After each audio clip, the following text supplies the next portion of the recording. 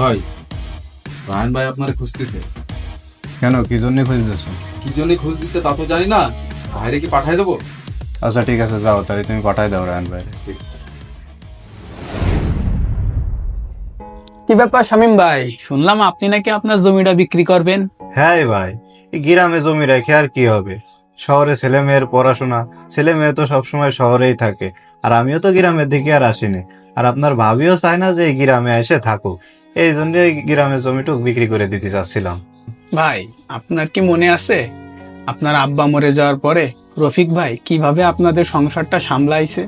যে এই জমিটা আপনি বিক্রি করতে চাচ্ছেন, ওইটা তো আপনাদের বাপ দাদার ভিটে। ওইটা ছাড়া তো আপনার বাপ দাদার আর কোনো সম্পত্তি নেই।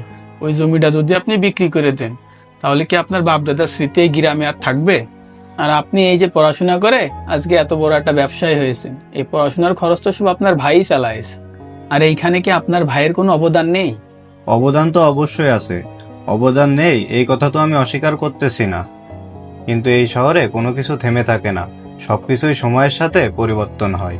সময়ের সাথে চলুন, সেটা ঠিক আছে, কিন্তু শিকড় কেটে দিলে গাছ বাঁচবে কি করে শামীম ভাই? সম্পর্কে যদি স্বার্থ ঢুকে যায়, তাহলে কিন্তু সেই সম্পর্কের ভিত দুর্বল হয়ে যায়। আর রফিক ভাই কখনো তো দলিল নিয়ে আপনার মুখ